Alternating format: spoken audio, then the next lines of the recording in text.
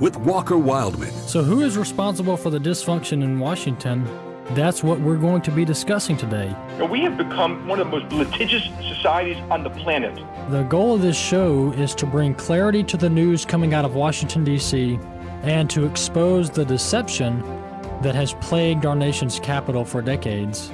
Exposing Washington. Each Saturday at 2:30 p.m. Central. On American Family Radio. The deadline's not Friday, the deadline is this week. So if documents do not begin to be turned over tomorrow, there's going to be pay by Wednesday morning.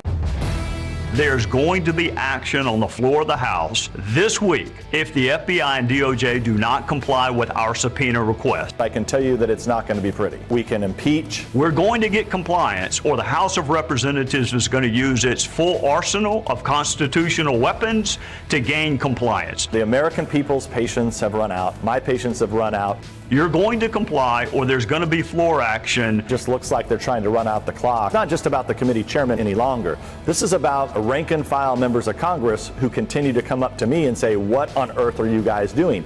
Including contempt of Congress? That would be among them, yes, sir. Freedom prospers when religion is vibrant and the rule of law under God is acknowledged. An informed patriot is what we want. Welcome to American Family Radio's Focal Point, the home of muscular Christianity on conservative talk radio. Muscular Christianity. Where we relentlessly explore the intersection of truth and politics. The trouble with our liberal friends is not that they're ignorant. It's just that they know so much that isn't so. Now, here's your host, Brian Fisher.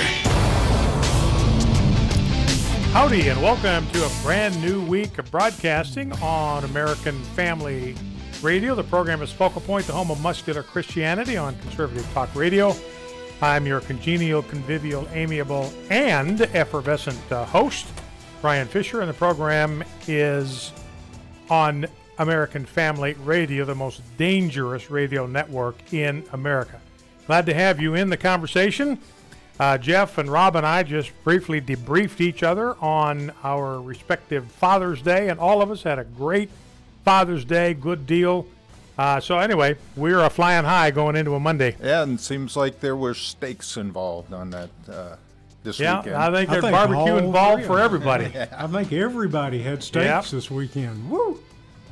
So Deb got us a couple of big steaks. I grilled them up, one for her, one for me, and they were so big, we decided, well, we'll cut them in half, and that way we can get 2 meals out of them. We can have another one maybe next weekend or on Tuesday night or whatever. And then I got to thinking, man, I'm feeling kind of hungry. I may want to have that second half. So I said, Deb, how about leaving that on my plate? And she said, no, we got to save that for Tuesday. And I said, babe, whose day is this? So anyway, but she talked me out of it, so we've still got that. And I got plenty of food. Trust me, I had all I needed. And now we both have a steak dinner waiting for us later in the week. If it makes you feel any better, I'm having leftover steak tonight. So you're having it tonight, huh? So we're going to wait and enjoy it. And my story is my son brought home, one son's in Lake Charles, Louisiana, but the son that's going to college at Ole Miss bought 4 steaks for us, and there was 3 of us there last night. So when we got done, I figured he's a college student, and I said, go ahead and take that steak home. He said, no, that's for you for steak and eggs. Wow. Yeah, I know. Yeah. Wow, number one son. Yeah. There's the award for Son of the Year right there. Yeah. Amen. How many college boys would turn down that offer? Not many I can think of. Well, let's turn our attention to the Word of God. You can find the schedule we use at pray.afa.net. You will find there a scripture passage for every day of the year, and you will find a prayer that uses the very words of Scripture that you will find there. Our passage is in John 21 today. This is almost like an appendix to the Gospel of John. John wraps it up in the end of chapter 20, when he says, these are written so that you may believe that Jesus is the Christ, the Son of God, and that by believing you may have life in his name, period. And then John got to thinking, whoops, I forgot about that terrific story about all of us fishing and Jesus showing up on the beach. So he adds this as an appendix to his gospel. Forgot to include the fishing story. Everybody likes a good fish story, so I'm going to tack it on at the end. Now this is, you remember, you got the 7 disciples going fishing. Jesus shows up on the beach, tells them to throw the net down on the other side. They've been fishing all night, caught caught bupkis. Jesus is this stranger. They don't even recognize him at that point. But the stranger says, throw the net on the other side of the boat and you'll catch some fish. And they say, well, this guy doesn't look to me like a fisherman, doesn't look like to me he has any idea what he's talking about, but hey, it can't hurt. So they throw it on the other side. They're taking a catch of 153 large fish, it says. Now, this was another manifestation of Christ, this time to 7 of his disciples. This is an appearance to them that was one more historical, objective, factual proof that he had risen from the dead. Now, John likes things that happen in threes. This was now the 3rd of these resurrection appearances of Christ from the dead. He says in verse 14, in fact, specifically, this was now the 3rd time that Jesus was revealed to the disciples after he was raised from the dead.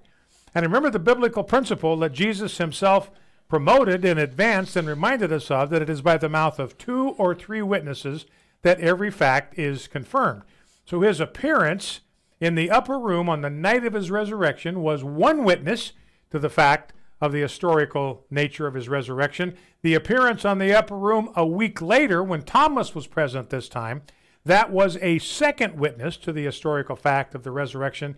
And this appearance to them on the beach cooking breakfast for them was a 3rd. Now, John is going out of his way, I believe, to point out that our faith in Christ, our belief in the truth of Christianity, is not grounded in some blind leap of faith like the world wants us to think. Our faith is rooted in the stubborn, historical, and unimpeachable truth of the resurrection of Jesus Christ from the dead, not grounded on subjective feelings, but on the historical fact of the physical bodily resurrection of Christ from the dead. Now, don't let anybody move you off of that. You plant your feet there on that historical fact and never budge off that conviction 1 fraction of an inch. Now, as I mentioned, these guys had fished all night. They'd caught nothing. Stranger on the beach says you're fishing on the wrong side of the boat. They say, well, he didn't look like he knows what he's talking about, but let's give it a shot. And so they get a catch of 150, so heavy they couldn't even haul it in. And John at that point realizes who it is on the shore. So he says to Peter, it is the Lord. Now, Peter reacts in his typical impulsive way. He was always a guy that spoke the first words that came into his mind and did the first thing that popped into his mind.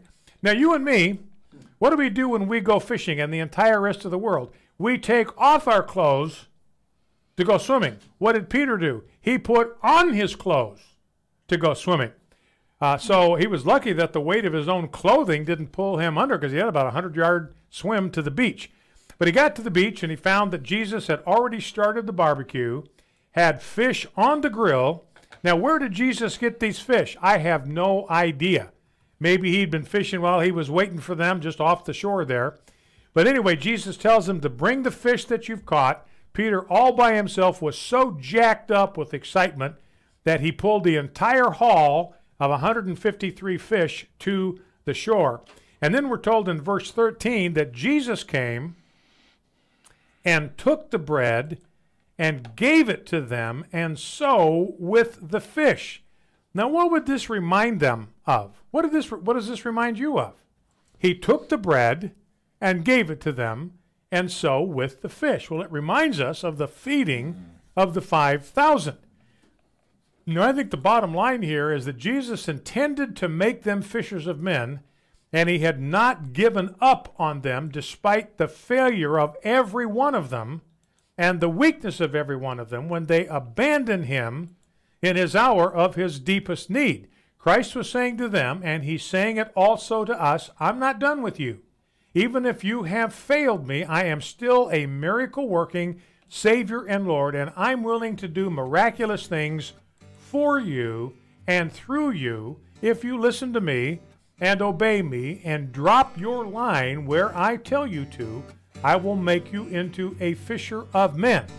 So you and I, we can bring a catch to the Lord just like the disciples did, Jesus says, if you follow me and listen to me. And imagine a lot of us, and I was saying this to myself this morning, I don't feel like I'm fishing like I'm supposed to. All of us could say that all of the time. The solution is very simple. We're going to pray after the break, by the way. The solution is very simple. There is something for us to do, and there is something for Jesus to do. Now, what did Jesus say? Follow me, and I will make you fish. That's the thing. That's our part of this. We follow Jesus. Then there's something for Jesus to do. It's his job to make us fishers of men. If we do the first part, he will do the second part. We'll be right back with the prayer. Hi, I'm David Barton, founder of Wall Builders. And I'm Tim Barton, the president of Wall Builders. And we want to let you know about an opportunity this summer for 18 to 25-year-olds to come be a part of what we're calling the Leadership Training Program. Actually, the website is wallbuilders.com/leadership training if you want to see more information.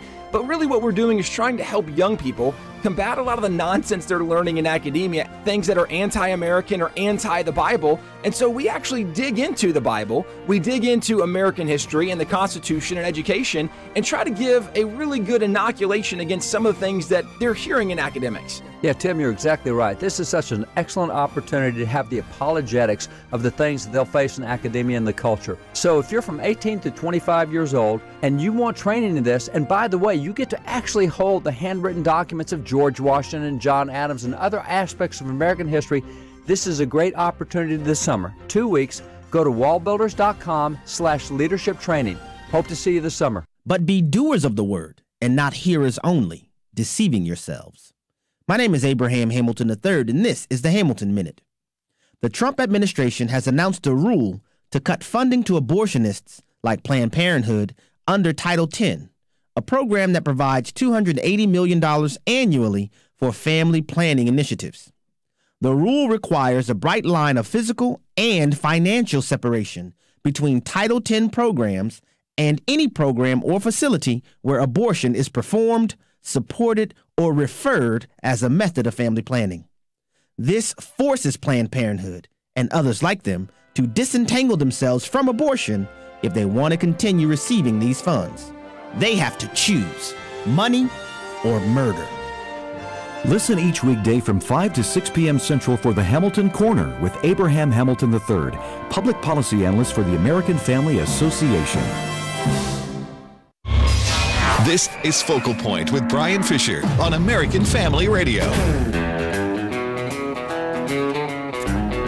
Howdy, welcome back to Focal Point. We've been studying in John 21 this third appearance of Jesus Christ in his resurrected body to the disciples, a matter of stubborn historical fact. That's the basis of our faith. It's grounded in this unimpeachable eyewitness testimony to the resurrection of Jesus Christ from the dead. And he enables these disciples of his to make this miraculous catch of fish when he shows up on the beach. And I think it's a reminder to us that God intends to use us to become fishers of men. That's his plan for all of us in our own way, using our personality, our gifts, our position in life, situation we occupy, using us right where we are to be someone who brings men to Christ.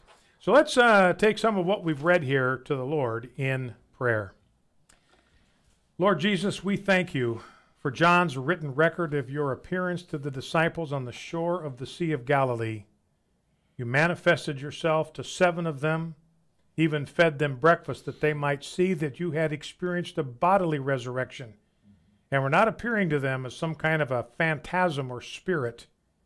We find reassurance for our own faith, knowing that you appeared to a group of your apostles 3 times at least after you had been raised from the dead, and that each time they knew without any doubt it was you.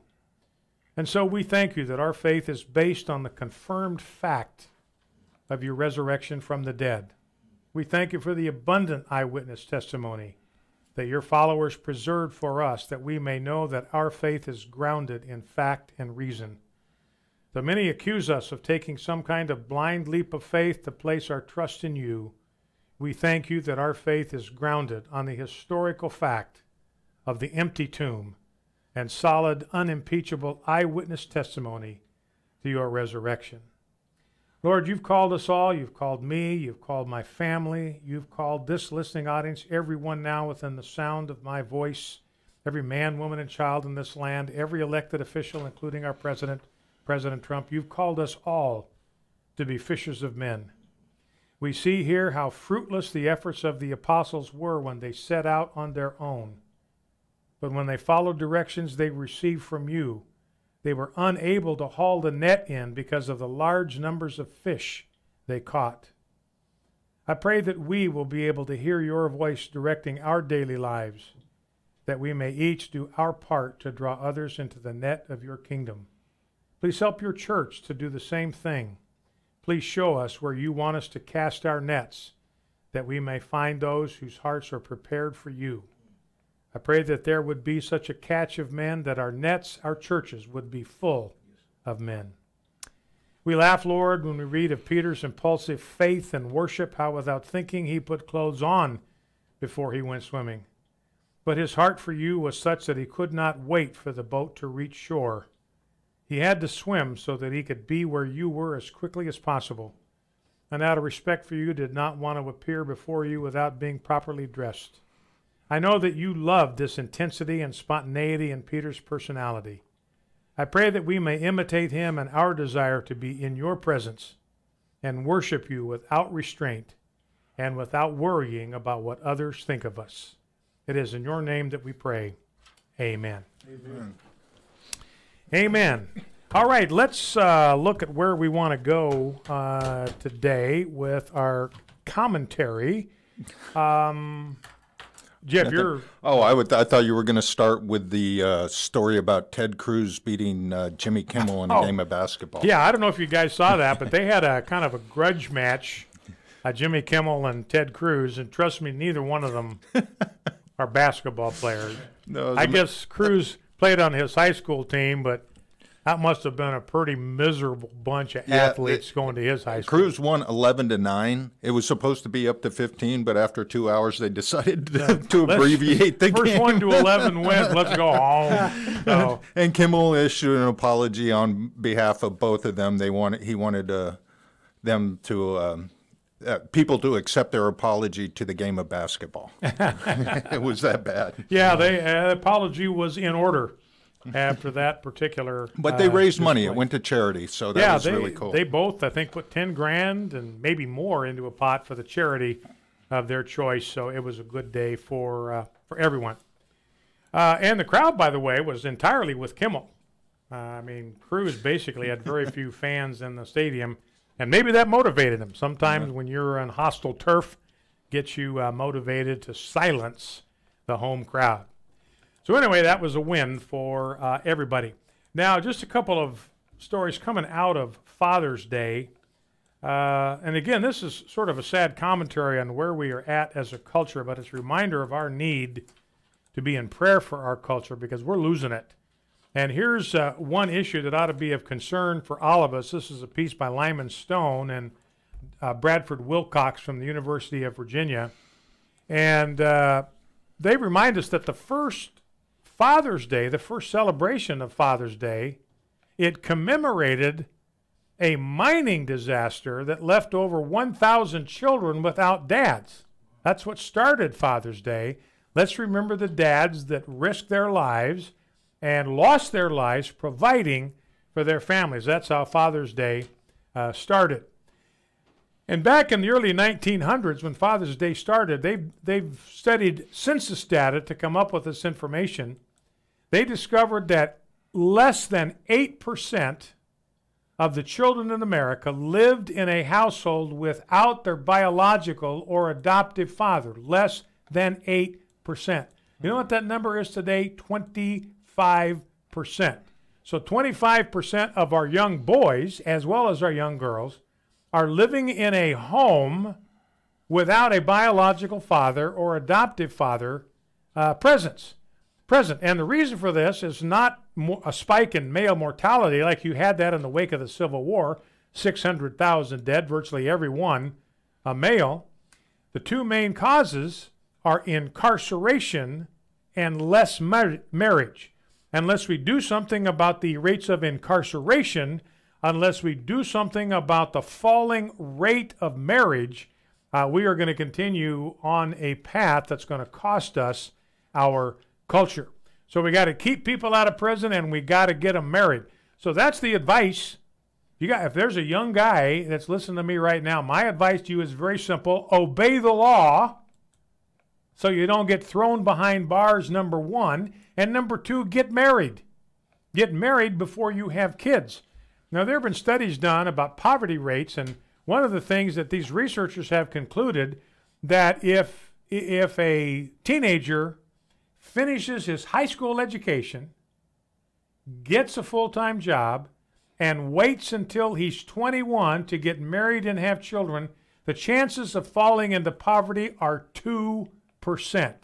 Less than 2% of Americans that follow that plan, they finish their high school education minimum, they get a job, and they wait till 21 to get married and have kids, they almost never fall into poverty.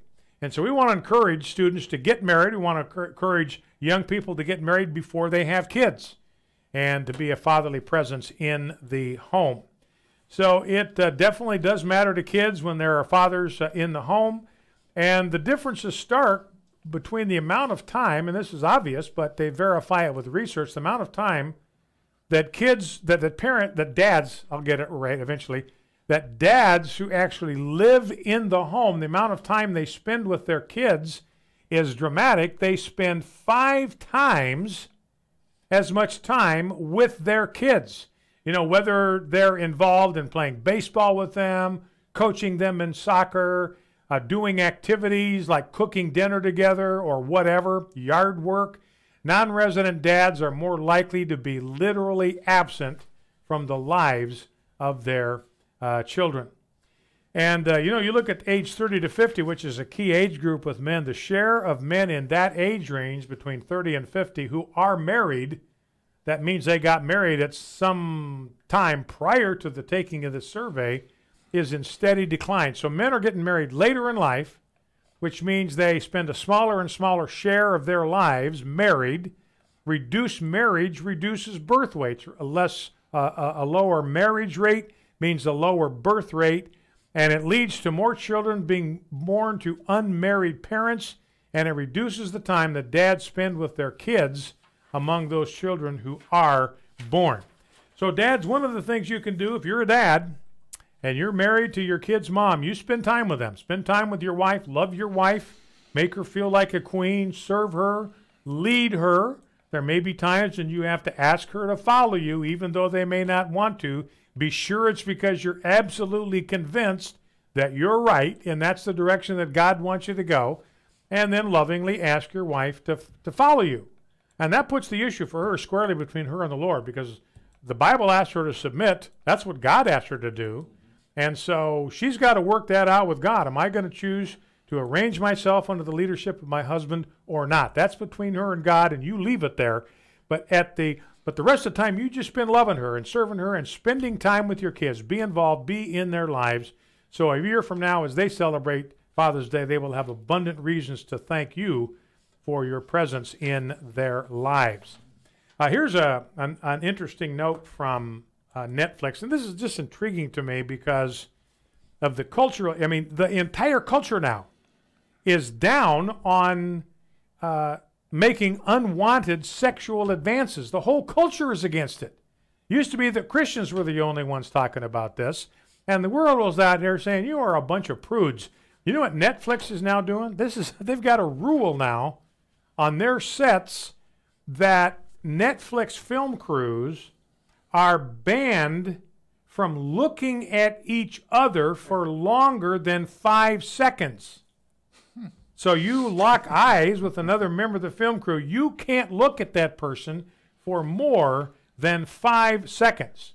So no lingering hugs, no flirting, no asking for a colleague's phone number. So they're getting more careful even than Bible-believing Christians. Meanwhile, their content is terrible. Yeah, content's inducing children to commit suicide.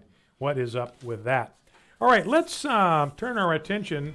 Well, we've got about the end of this segment. We're going to come back and we are going to talk about what's going on in the Mueller investigation. I'm looking at Michael Horowitz right now is giving testimony on Capitol Hill.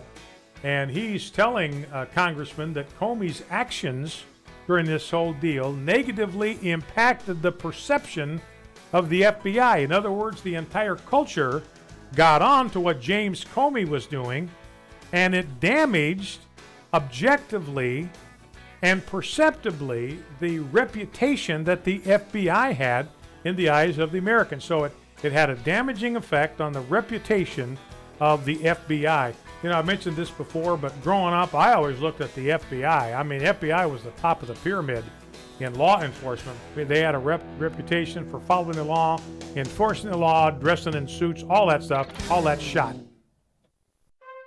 This is Dr. Richard Lamb, president of Southern Evangelical Seminary. Welcome to Bringing Every Thought Captive. Today is Flag Day, first observed June 14, 1885, making today the 133rd anniversary of this day. Set aside to honor our flag, the Stars and Stripes was officially adopted as the U.S. national flag on June 14, 1777, a year after the Declaration of Independence was signed on July 4, 1776. What better way to honor our flag than to remember that 2 years ago we celebrated the 200th anniversary of the Star-Spangled Banner. In 1814, in the midst of the War of 1812 with Great Britain, Francis Scott Key wrote the words to the Star-Spangled Banner. He was inspired by the huge American flag that flew over Fort McHenry in spite of the intense British bombardment. Set to music, it became the widely accepted national anthem of our nation. We have all sung the Star-Spangled Banner many times with our hands over our hearts. We all know the great first verse of this stirring song.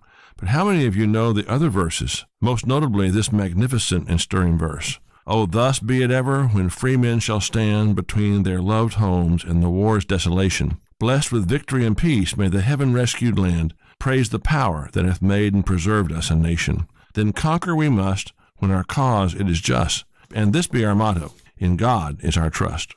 And the Star-Spangled Banner in triumph shall wave over the land of the free and the home of the brave. What powerful and convicting words. America is indeed the heaven-rescued land. American history makes no sense without God's blessings and God's preserving hand. America has not been merely the recipient of fortuitous circumstance, but God's providential blessing and watch care.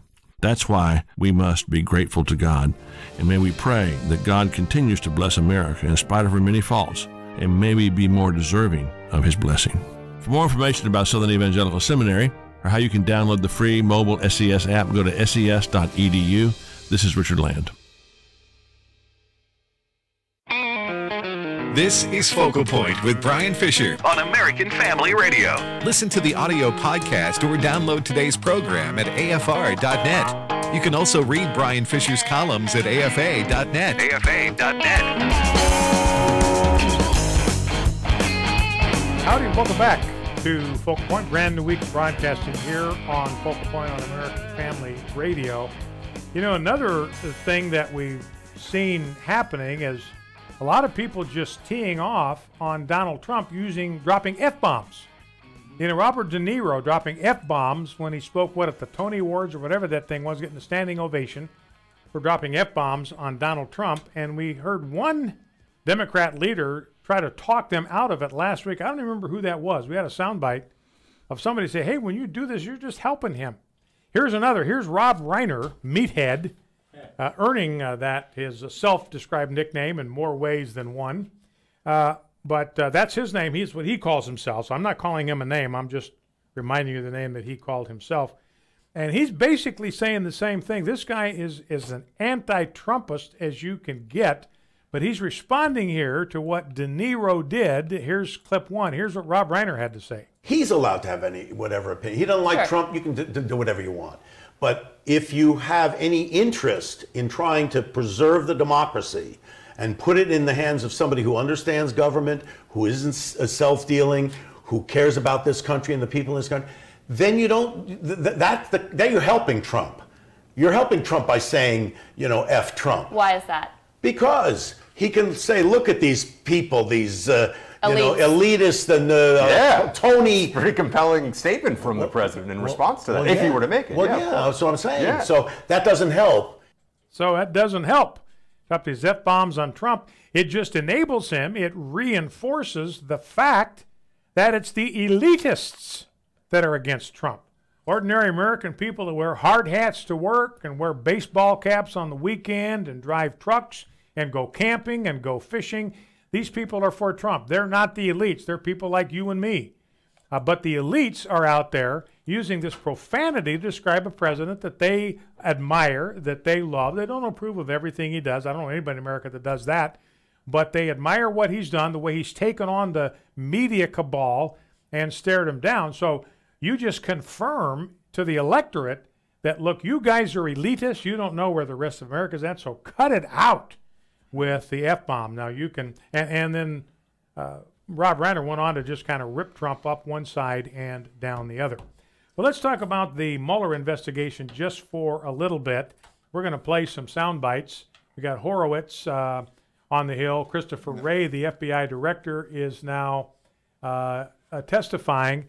And, you know, Christopher Wray, as far as he's apparently willing to go, is that there were errors in judgment that were made, but he's not willing to go so far to say that these things were politically motivated or politically biased. Now, I don't know what IG report he's reading, but it's not the same one that I'm reading. The bias is evident, and it is nauseating.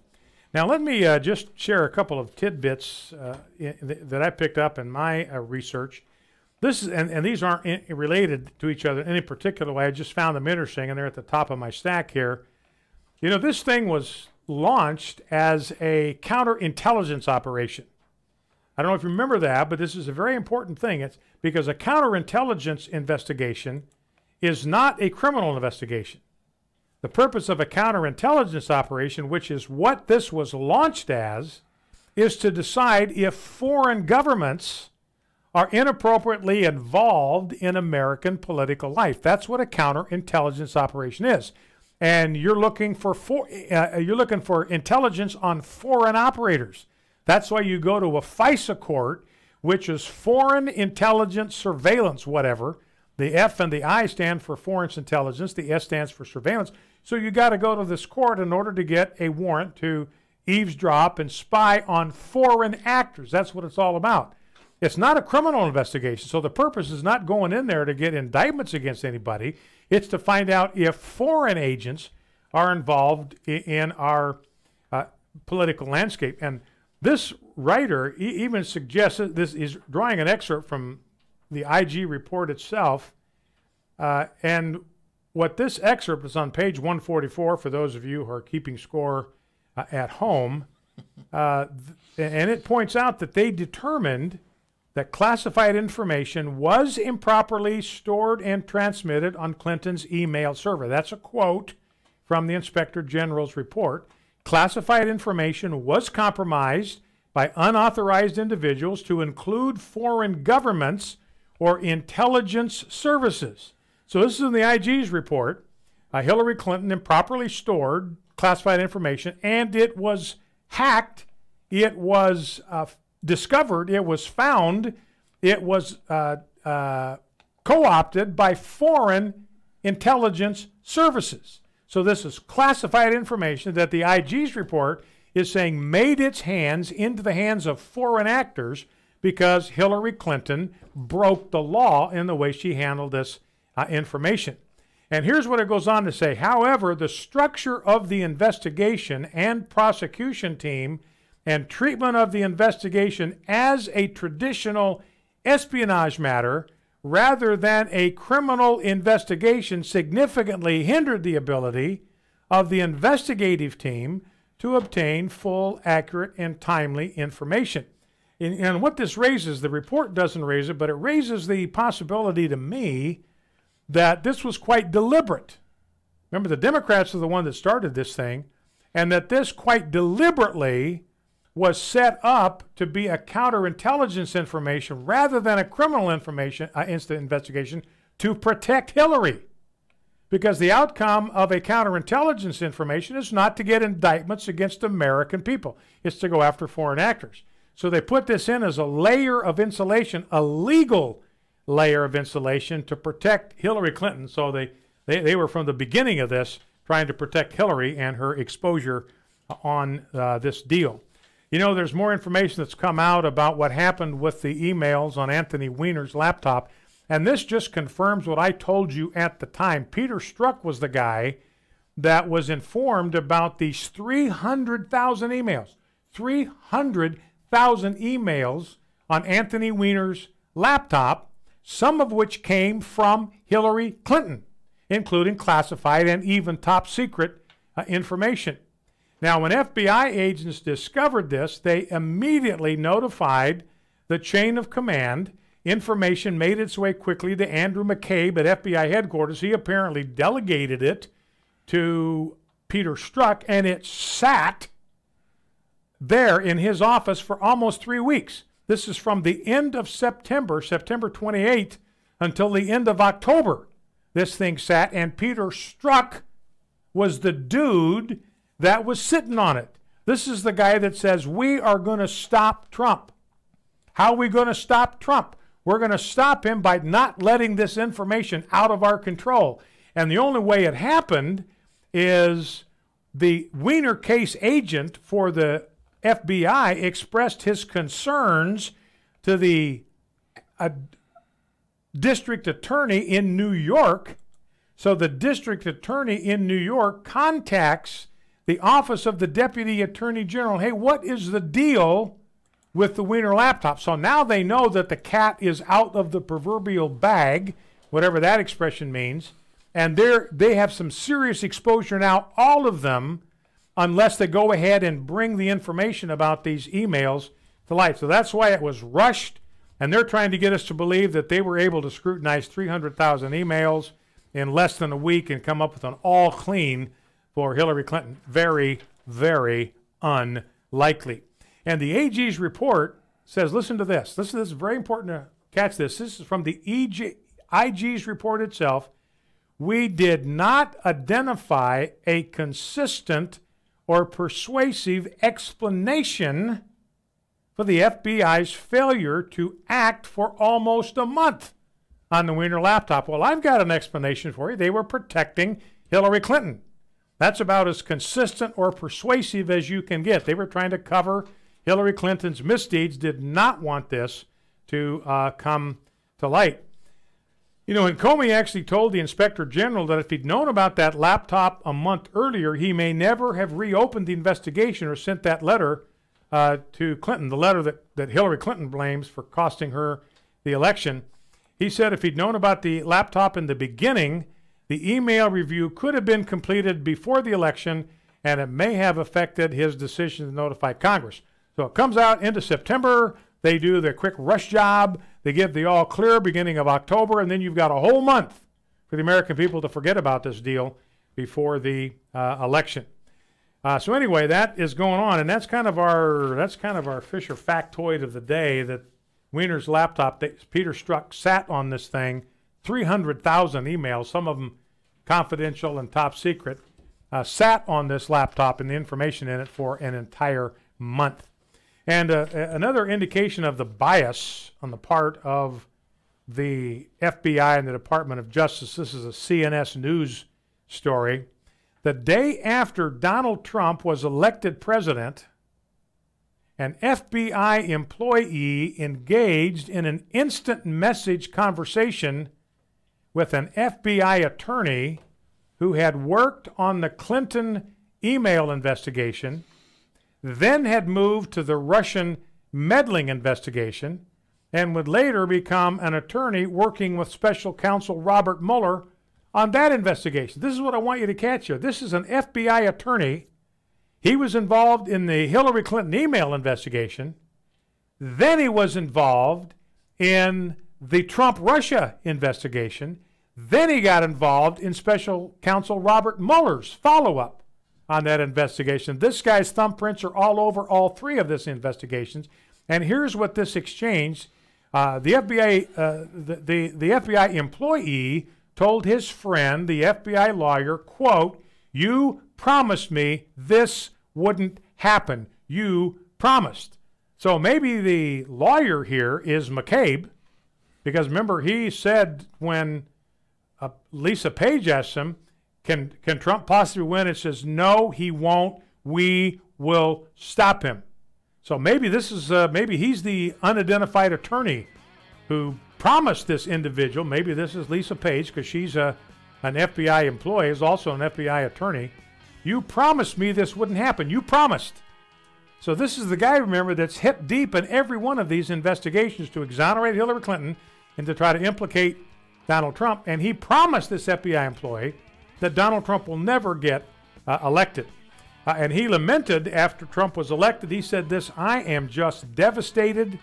I can't wait until I can leave and just shut off the world for the next 4 days." That's like the day after the election. So this guy was absolutely distraught, distressed, devastated that Trump won. And he's the guy, as far as we know, is still working, trying to implicate Trump in this Russia collusion. We'll be back with more and your phone calls. Focal Point American Family Radio. Stay with us. Are you a responsible person who finds yourself growing deeper and deeper in credit card debt and you're not sure how to fix the problem? Then get ready for a toll-free number that will put you on a path to financial recovery. Trinity Debt Management is a nonprofit organization that will consolidate your accounts into one easy-to-manage monthly payment, put a stop to late fees and over-limit charges, and reduce your interest rates by as much as 60%. You'll save thousands and become debt-free for keeps. It's not a loan. It's a smart way to relieve your stress, meet your obligations, and preserve your self-respect. If your debt has you down, we should talk. Gather up your bills and call this toll-free number for a free, no-obligation debt analysis. 1-800-788-1813. That's 1-800-788-1813. If you're in debt and you need help, call Trinity at 1-800-788-1813. The American Family Association invites you to a very special gathering of AFA friends from across America this fall at the Big Cedar Lodge in the Ozarks. The AFA retreat will be a relaxing time of fellowship and inspiration. Speakers include Sandy Rios, Dr. Ray Pritchard, Todd Starnes, Abraham Hamilton III, and Ed Vitagliano, and Dennis Jernigan will lead us in worship. Experience all of this in a beautiful setting that dates back to the 1920s, built originally to be a wilderness retreat for a prominent Missouri family. We hope you'll join us October 8th through the 11th at the rustic Big Cedar Lodge just south of Branson on Table Rock Lake. It promises to be a refreshing time of worship, teaching, fellowship, and fun. To register or for more information, visit afafoundation.net. Seating is limited, so register today. Hope to see you there. American Family Radio. You're listening to Focal Point with Brian Fisher. Brian Fisher. Hello and welcome back to Focal Point. Number to call if you'd like to join the conversation, talk about what's going on in D.C. with this Mueller investigation. You know, Peter Strzok still has a job. People can't believe it. I'm one of them. How does this guy still have a job with what he's done? I mean, I do not understand that. There's nobody understands. That, to me, tells me that the fix is in. And the only people that have been cashiered are people whose behavior was so outlandish that there's no way they could get away with trying to cover for it. Well, Peter Strzok is approaching that level, if he hasn't already, needs to be cashiered. So love to know what you think ought to be done in this situation. What do you think ought to be done with all of this? Let's go to the Kurt Gowdy. That guy's a broadcaster. What's this guy's first name? Trey Gowdy. Trey Gowdy. Let's go to Trey Gowdy. This is clip number 7. This is Trey Gowdy. He's on the House. He's in the Surveillance Oversight Committee, rather. And here's what he says is going to happen this week. And Paul made it very clear. There's going to be action on the floor of the House this week if the FBI and DOJ do not comply with our subpoena request. So Rod Rosenstein, Chris Rape, you were in the meeting. You understood him just as clearly as I did. We're going to get compliance, or the House of Representatives is going to use its full arsenal of constitutional weapons to gain compliance. Including contempt of Congress? That would be among them, yes, sir.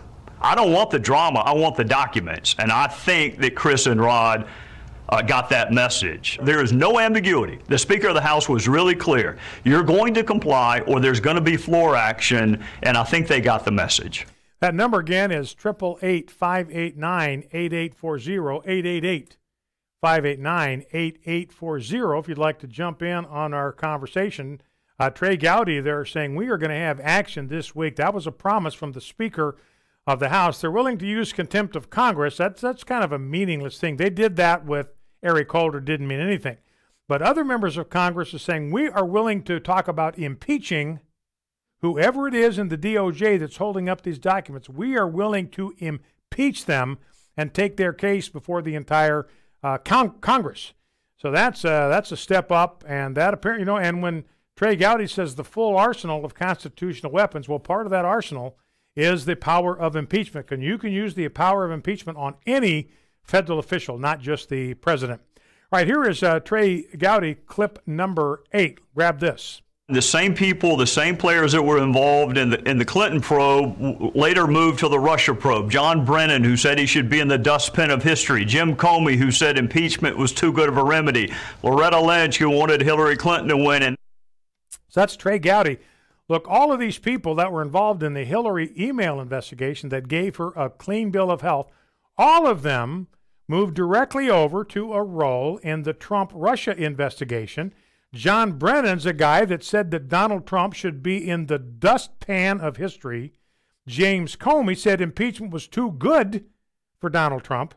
And Loretta Lynch openly said she wanted Hillary Clinton to win. And all these people are involved in the Trump-Russia collusion investigation. So the fix obviously was in. Number to call if you want to join our conversation, 888-589-8840, 888-589-8840. Now here's Devin Nunes. This is clip number 9. And again, he's the head of the House Intelligence Committee. And this guy is just about at the end of his patience. I mean, he's down to his last nerve, and the DOJ is sitting on it. Here's Devin Nunes, clip 9. The deadline's not Friday. The deadline is this week. So if documents do not begin to be turned over tomorrow, and a clear way and path forward for everything else is not clear here in the next couple days, there's going to be pay by Wednesday morning, because we can no longer, it's not just about the committee chairman any longer. This is about rank and file members of Congress who continue to come up to me and say, what on earth are you guys doing? This is going to go from just myself and a few committee chairmen to all the members of the House of Representatives who are going to begin to take action against the Department of Justice and FBI. Taking action meaning contempt of Congress? Well, that's just one of the options. That's just one of many options, but I can tell you that it's not going to be pretty. What are your options? What's not pretty? Are you going to force the resignation of Rod Rosenstein? Well, we can't force the resignation, right? But we can hold in contempt. We can pass sense of Congress resolutions. We can impeach. And look, and I think we're getting close to there, right? I mean, if they don't have good reasons why they haven't provided us this information, the American people's patience have run out. My patience have run out. There's just no time left anymore. It just looks like they're trying to run out the clock. All right, so Devin Nunes brings up the possibility of impeachment if we don't get some action this week. So that'll give us something to monitor as the week passes. Let's begin with Gail in Dyersburg, Tennessee. Thank you, Gail. What's on your mind? Talk to me. Well, good afternoon. Appreciate your program very, very much. Thank you. With regard to the statement that Peter Strzok made, we will stop him. That is a threat. There's just no way about it. Not a promise, but a threat. We will stop him concerning President Trump to Lisa Page. Okay, and secondly, Eric Holder served for quite a long time while he was being held in contempt of Congress. So there needs to be some kind of an indictment situation coming forth from Jeff Sessions. He's held this close to his vest, and he's given him enough rope, and things are coming out, and they're hanging themselves with this rope. So come on, Sessions, let's get her done. All right, so you're calling on Jeff Sessions to, fire Peter Strzok? Or indict him? Indict him. Okay. Well, and that is a threat. I mean, for...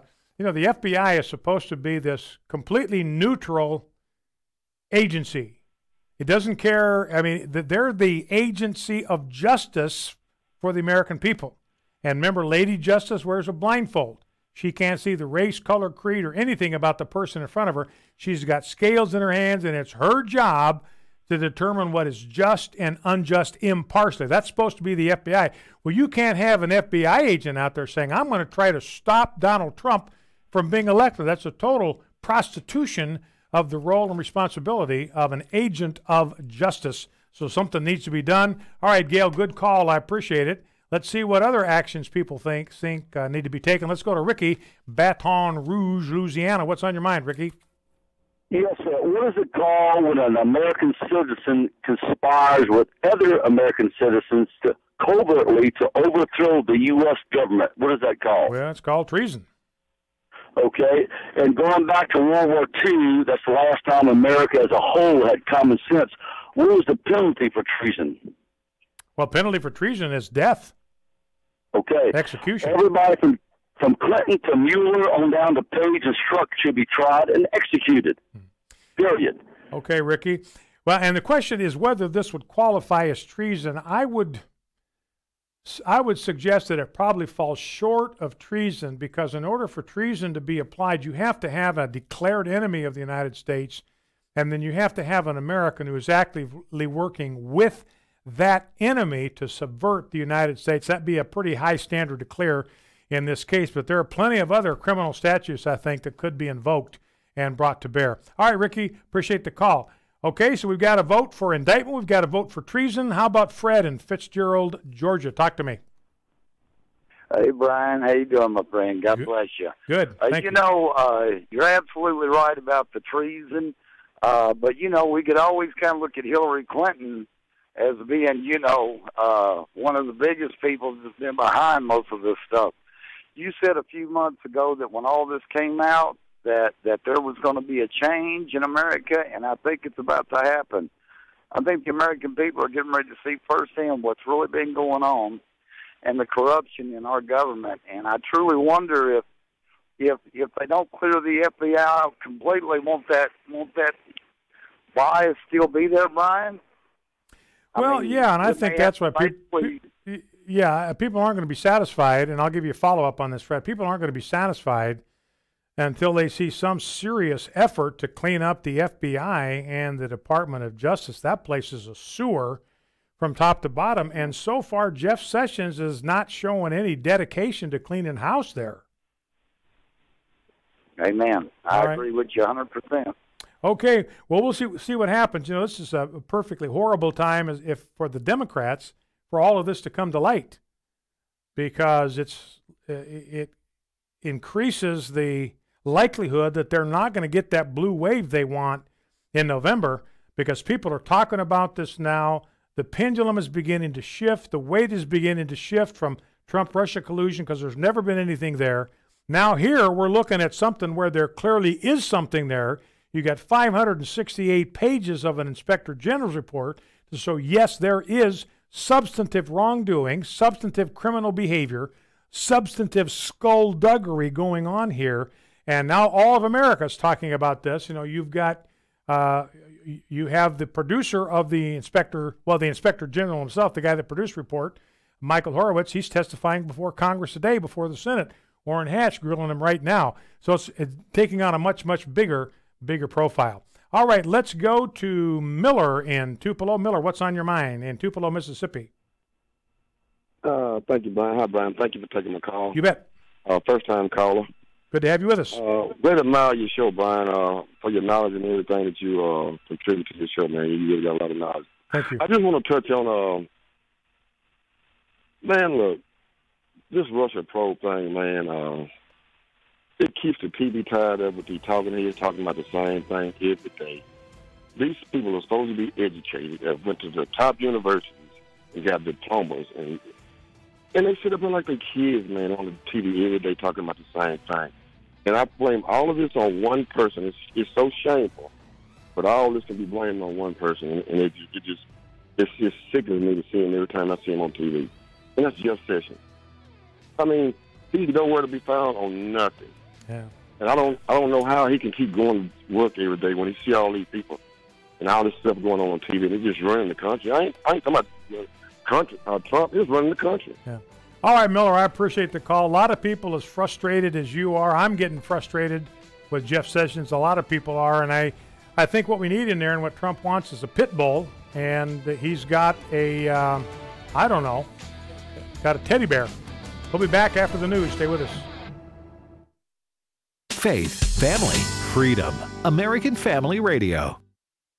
American Family Association. We're here to inform, equip, and activate individuals to strengthen the moral foundations of American culture. Whether it's praying, signing a petition, or emailing leaders, your involvement is needed every day. Because your immediate involvement is crucial, making it fast and easy is crucial as well. Now you can subscribe to specific alerts at afa.net/connect. Register, connect, and get connected. Faith, family, freedom. American Family Radio, a ministry of the American Family Association.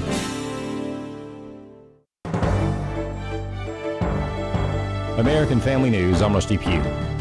DOJ Inspector General Michael Horowitz and FBI Director Christopher Wray are facing questions from Congress today.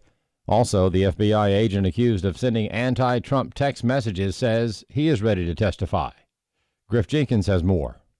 Director Wray and Inspector General Horowitz heading to the Senate Judiciary Committee this afternoon as President Trump applies pressure on that FBI agent who claimed he'd stop him from taking office. The president tweeting, "The highest level of bias I've ever witnessed in any law enforcement officer, Trey Gowdy on the FBI's own Peter Strzok." Also, remember that they all worked for slippery James Comey and that Comey is best friends with Robert Mueller. A really sick deal, isn't it? And Strzok is indicating that he is possibly willing to appear. But it's not a done deal. His attorney, Eitan Goldman, issuing this statement. Strzok thinks that his position, character, and actions have all been misrepresented and charactered, and he wants an opportunity to remedy that. But House Judiciary Committee Chairman Bob Goodlatte says that if he's not willing to appear, he is prepared to subpoena Strzok. An immigration enforcement advocate hopes that President Trump will not be put in a position to have to veto a bad immigration bill. Chad Groening has more. President Trump says he will not sign the immigration bill crafted by House Speaker Paul Ryan if it reaches his desk. It is one of two bills GOP leaders will put up for votes this week. One bill introduced by Virginia Congressman Bob Goodlatte is strong on enforcement while offering a limited amnesty of so-called DACA recipients. Jessica Vaughn is a former Foreign Service officer with the U.S. State Department who now serves as Director of Policy Studies at the Center for Immigration Studies. She says the Goodlatte bill is reasonable. It offers permanent status to the DACA population in exchange for cuts in chain migration and visa lottery to offset the effects of that amnesty. So it is an amnesty, but it's not a path to citizenship, and it makes offsetting cuts in chain migration. So it's a reasonable deal. The other bill is a compromise overseen by party leaders that is weak on enforcement and gives amnesty to far more people. Trump said, quote, "I'm looking at both of them. I certainly wouldn't sign the more moderate one." It is not a good deal, and it does not accomplish the things the president wants to do, and it doesn't do much on enforcement. So it's really not much of a deal at all. It's a great thing for the Dreamers. It's a great thing for the donor class Republicans that support Paul Ryan and have been. It's not so great for the American people who are harmed by too much immigration. Vaughn hoped the president would follow through on his pledge to veto that bill. I'm Chad Groening. Liberty Counsel is challenging ordinances in Florida that prevent a minor with same-sex attractions from obtaining professional help.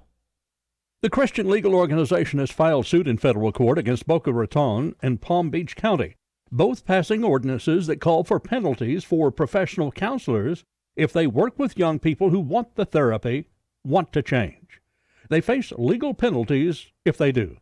Liberty Counsel founder Matt Staver tells AFN both government bodies have taken it to another extreme. These counselors will be forced to give contrary information that the clients simply do not want, namely that they ought to just accept these unwanted attractions, that they can't change these unwanted attractions, and that if they are born a male, well, maybe now they're supposed to be female, and continue to compound their confusion. Staver raises a serious question. A minor can seek mental health counseling for anxiety attacks, obesity, or drug or alcohol problems, to name just a few. Why can't they go get counsel that helps them overcome these unwanted attractions, behaviors, or even gender confusion? they should be able to do so, and that's the essence of counseling, but that is ultimately being thwarted by the city and the county. It is also a matter of the government telling counselors it determines the best course for minors rather than mental health professionals. The ordinances also prohibit parents from deciding what is in their child's best interest. I'm Charlie Butts. American Family News is online at onenewsnow.com. Follow us on Facebook and Twitter and download the One News Now mobile app. I'm Rusty Pugh.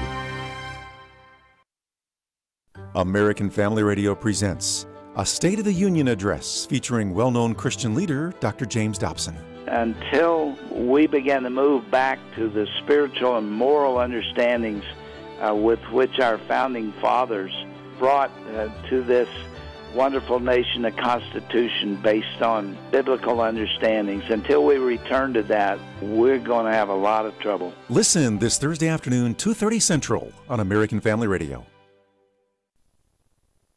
The deadline's not Friday. The deadline is this week. So if documents do not begin to be turned over tomorrow, there's going to be pay by Wednesday morning. There's going to be action on the floor of the House this week if the FBI and DOJ do not comply with our subpoena request. I can tell you that it's not going to be pretty. We can impeach. We're going to get compliance, or the House of Representatives is going to use its full arsenal of constitutional weapons to gain compliance. The American people's patience have run out. My patience have run out. You're going to comply, or there's going to be floor action. Just looks like they're trying to run out the clock. It's not just about the committee chairman any longer. This is about rank and file members of Congress who continue to come up to me and say, what on earth are you guys doing?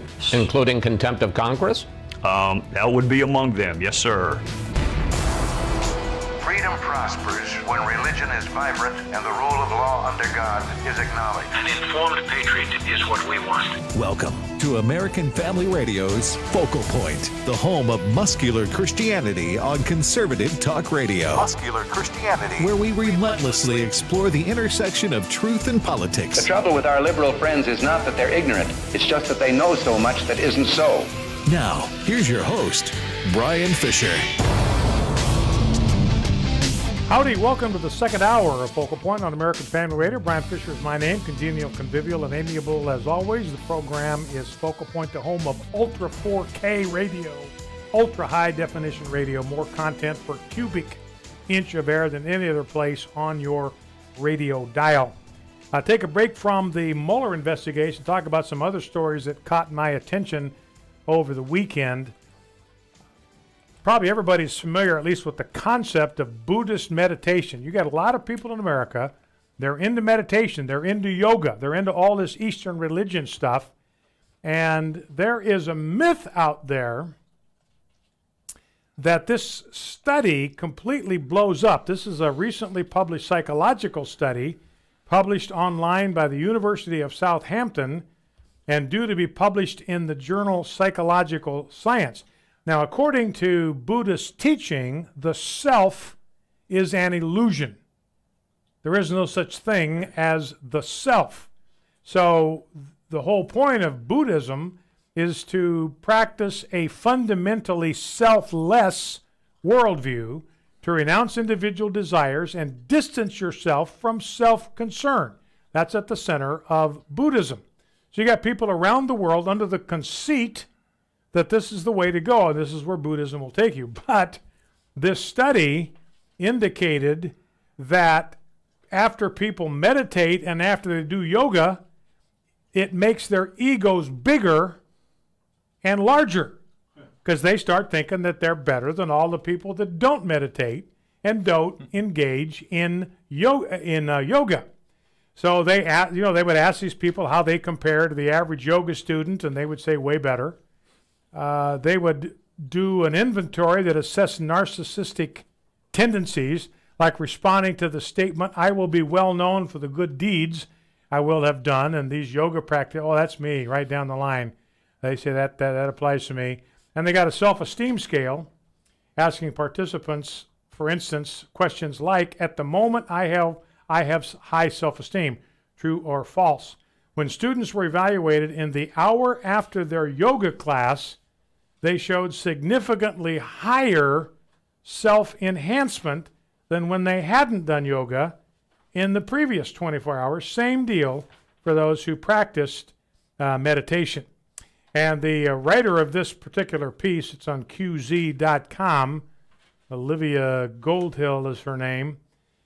She points out that Buddhist writer Louis Richmond said this: the act of sitting in silence, this is the Buddhist stuff, eyes closed or facing a wall, attention focused on the inner landscape, could at least be characterized as self-absorbed. Those who practice meditation with a self-centered perspective will likely become more self-interested and not less. And then she concludes with this: the notion that yoga can feed rather than diminish the ego won't be surprising to those who've met holier-than-thou yoga devotees clad in designer athleisure. I guess that's leisure clothing that's designed for athletes or something. That seems like it would be the exact opposite of Christian meditation, because as we meditate and grow closer to God, the more humble you become. I mean, you see him for who he is. It would not, I don't think that would boost your ego or No. you know. Well, you know, and meditation is a practice that's promoted in the Bible, but it's the polar opposite, as Jeff pointed out, to Eastern meditation. Because in Eastern meditation, like the Buddhist writer said, you're preoccupied with your own inner landscape, very self-oriented, very focused on the self. When we meditate, as the Scripture teaches us to do, what do we meditate on according to Psalm 1? Meditate on your law day and night. The guy that's happy is the guy that meditates on the law of God day and night. What's he thinking about? He's thinking about the truth of God. He's meditating on the Word of God. He's meditating on Scripture. And that's biblical meditation, to meditate, to think, to ponder, to reflect on God's Word and its implications for our lives. Here's a winnable war moment. We just had the G7 conference. You remember last week, the United States, and this is again, elections have consequences. We've got a pro-life president, a pro-life administration. An essential component of what they were going to try to accomplish at the G7 was to come out with language that would promote abortion. But when the final declarations were released, all language about reproductive rights was removed. It was all gone. Nothing about reproductive rights in the G7 declaration.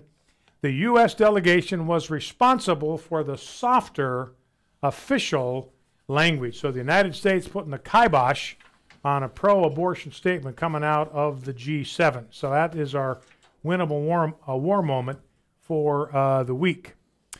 You know, I had another story. It's interesting. In the wake of Father's Day, I want to just kind of walk through a little bit of this with you. That's an article on Daily Signal, which is a Heritage Foundation website. And this is written by a woman. Her name is Victoria Robinson, who had an abortion 30 years ago at the urging of her boyfriend. He wanted her to get an abortion. He convinced me, she says. We weren't ready to have children. He promised we'd get married one day and have children later.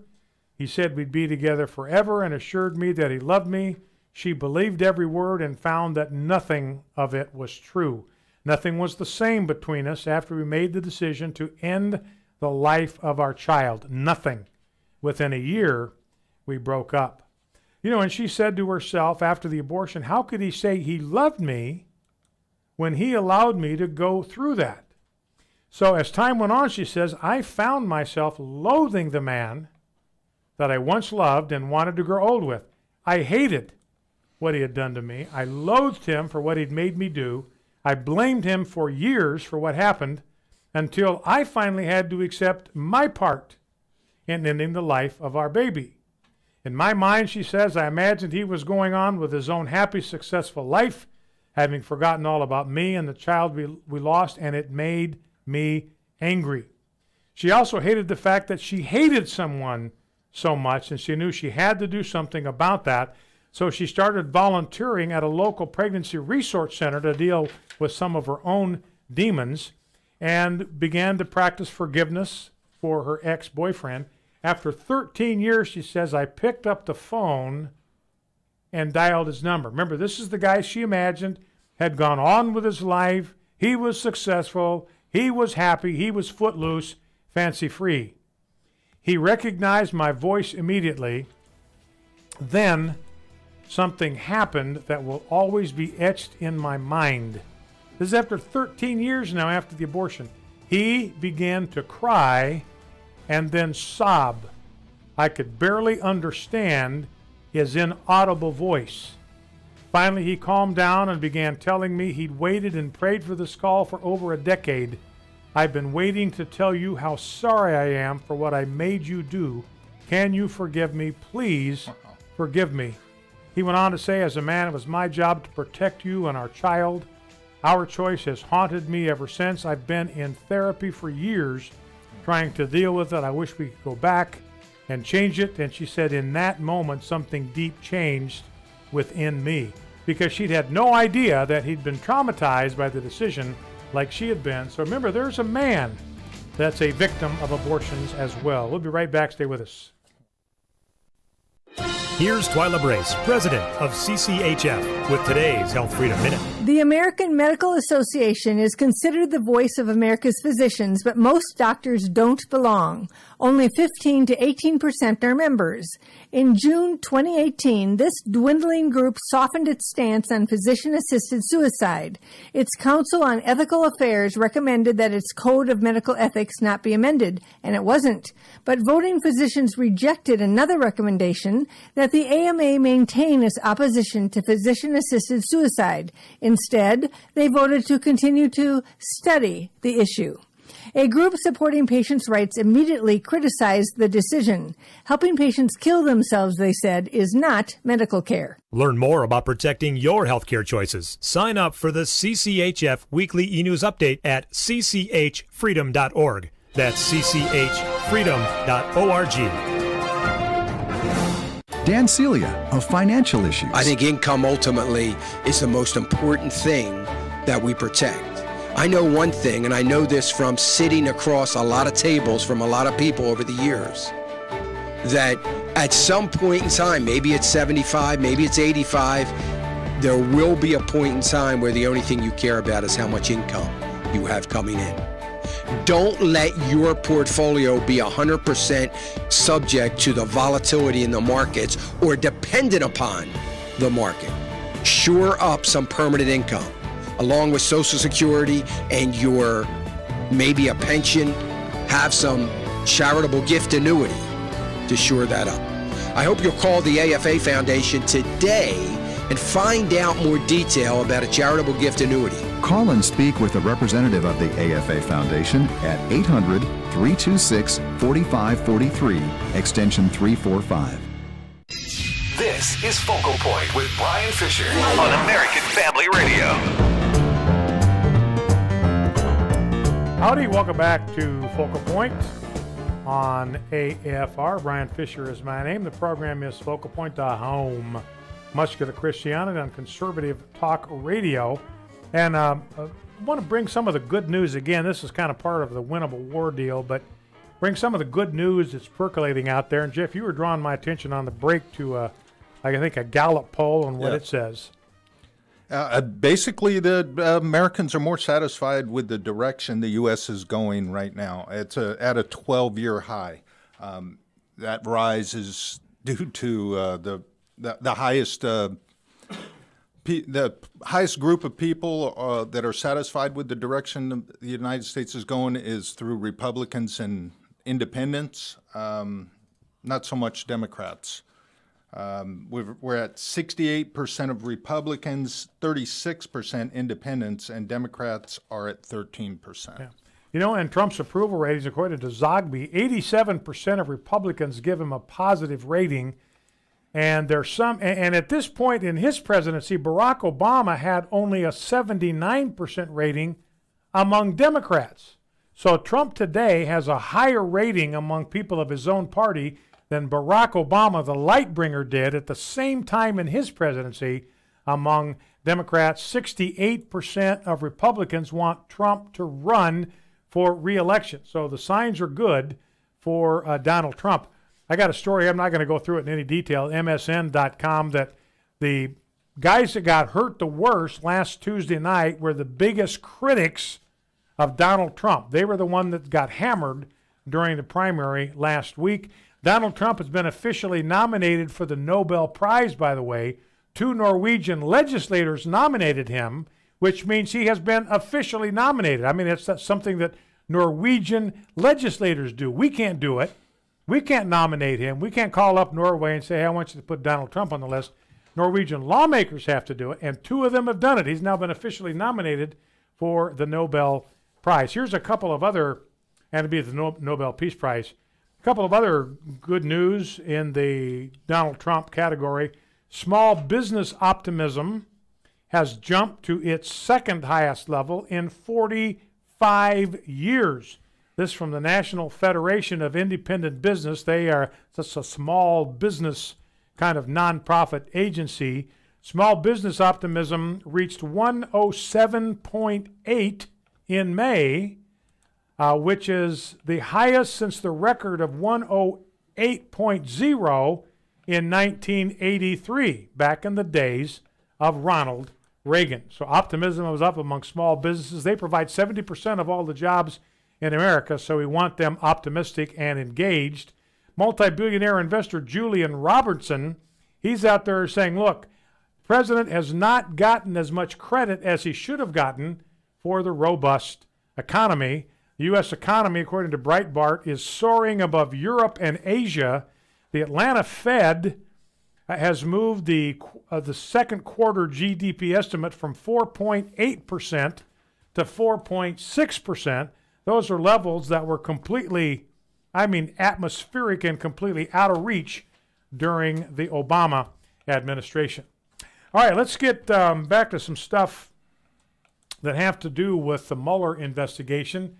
We still have Michael Horowitz on the hot seat, being grilled by members of the Senate. So we'll bring you as much of the details from that as we can. But here is John Ratcliffe. He's a Republican from Texas. This is clip 2. He's with Maria Bartiromo on Fox. And here's what he had to say about the Inspector General's report. Let's clip 2. Yeah, it's hard to break down 565 pages, but there are 3 main takeaways or categories for me. And the first one is the IG report really tells us that the problems at the FBI and the Department of Justice were more pervasive and problematic than any of us realized. The second thing is it sadly confirms that even though Hillary Clinton should have been charged with mishandling classified information, she was never really in danger of seeing that happen. And finally, the Inspector General report really provides a factual basis to call into question the legitimacy of all of the actions taken, all of the decisions made, and all of the evidence gathered in the first 9 months of the Trump-Russia investigation based on who was in charge of that investigation. Okay, pretty good breakdown by John Ratcliffe. He says these are the 3 big takeaways. The problems are way deeper than we thought in the FBI and the DOJ. I mean, that place has become, it's just a center of muck there, the DOJ. It's got to be cleaned out, clean house. Second thing is that Hillary should have been indicted for the way she handled classified information, but the fix was in from the very beginning. There was never any danger that Hillary Clinton was going to be indicted for what she did. That had been settled long before even she was interviewed by the FBI. And lastly, there's reason, he says, to call into question the legality and the legitimacy of every action that the FBI and the DOJ has taken, including especially the special counsel investigations. Remember, never should have started. You have a special counsel, it's got to be because you're looking at a specific crime. No crime. Still, to this day, we're sitting here today, no crime has ever been investigated, has ever been mentioned that Mueller is supposed to investigate. Here is a second soundbite from John Ratcliffe with Maria Bartiromo, clip number 2. And so really throughout the 565 pages of this report, Maria, on every page you find some evidence of political bias against Donald Trump. And that really calls into question the work that was done here with respect to the 2 highest profile investigations in recent times, both the Hillary Clinton email investigation and the Trump-Russia investigation that became the special counsel matter. You know, the deal, what he's saying is if you read the whole thing, you become aware that there was far more anti-Trump bias than the media is even letting on, than the media is even admitting to. You know, the left-wing media, they've camped on the fact that Michael Horowitz couldn't find any documentary evidence of bias, political bias, so they've camped on that. That's the message they hammer. No bias, no bias, no bias.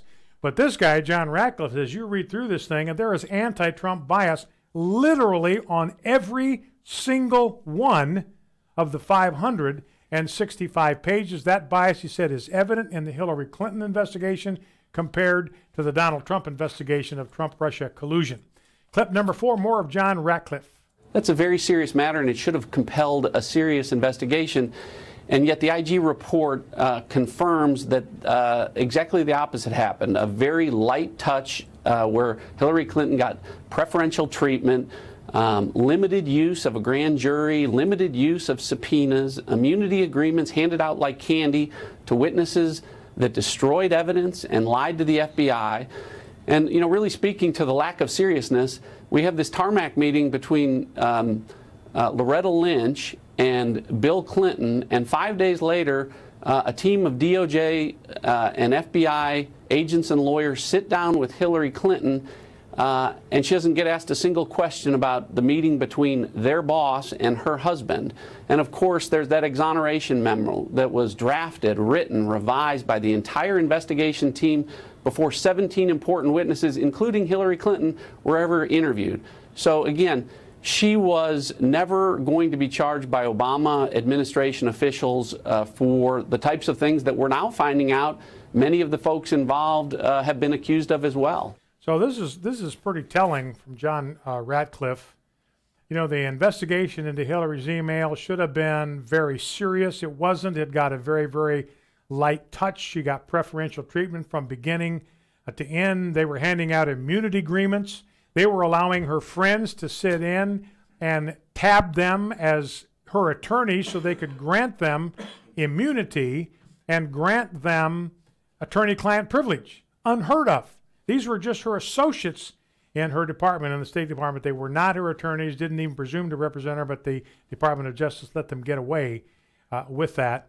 And, you know, and then you had that whole deal where 5 days before the report or the interview with Hillary Clinton takes place, you have this meeting on the tarmac between Loretta Lynch, the Attorney General, and Bill Clinton. And this is 5 days before they sat down and interviewed Hillary Clinton. And not one of the questions, they met with her for 2 hours, not one of the questions was asked, no question was asked about her husband's meeting with the head, with the Attorney General, with the head of the Department of Justice. Not one. Should have been all over that thing. Nobody asked a single solitary question. And the exoneration memo was written before 17 important witnesses were even interviewed.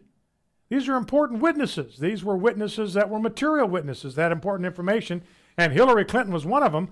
But before any of those people were interviewed, they had already exonerated her from all charges, so it was clear she was not, under any circumstances, going to be indicted. Here is the last of 4, John Ratcliffe. He's a Republican from Texas. Clip number 5. We expect that the former Director Comey will come back because there's a lot in this IG report that is inconsistent with testimony, or appears to be inconsistent with testimony that he and others have given under oath to various congressional committees. So again, to that point, I mean, you have Andrew McCabe accused already of potentially giving false testimony.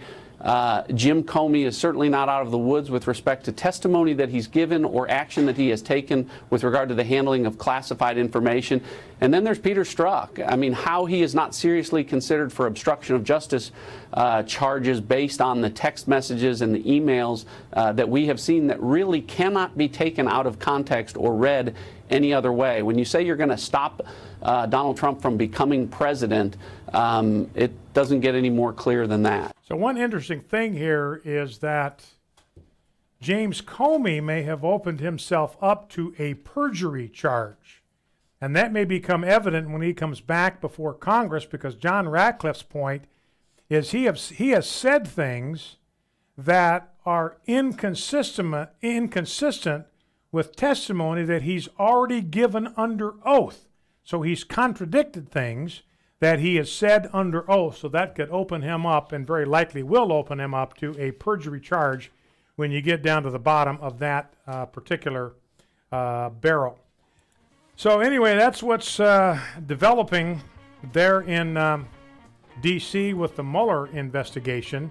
Again, we've seen this evident bias. You know, the FBI attorney, now we know Peter Strzok, saying we're going to stop Donald Trump from getting elected. The FBI employee with whom he was instant messaging said at the time that Trump voters were, quote, all poor to middle class, uneducated, lazy POS, which stands for pieces of excrement, as you may know. So that's how the elite view you and me. That's how they think of us.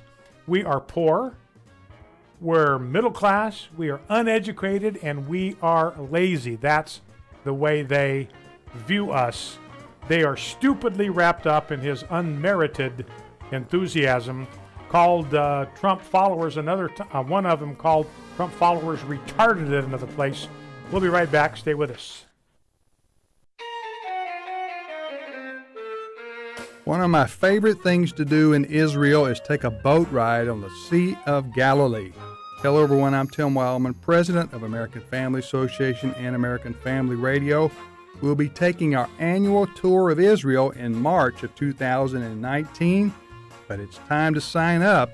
We have a lot of folks sign up early, and last year, in fact, we filled up several months in advance. So for all the information on this trip to Israel, a bucket list trip for most people, go to the website twholyland.com. That's twholyland.com, or for a free brochure, call us at 800-FAMILIES, 800-FAMILIES, option 5, and leave us your name and your phone number.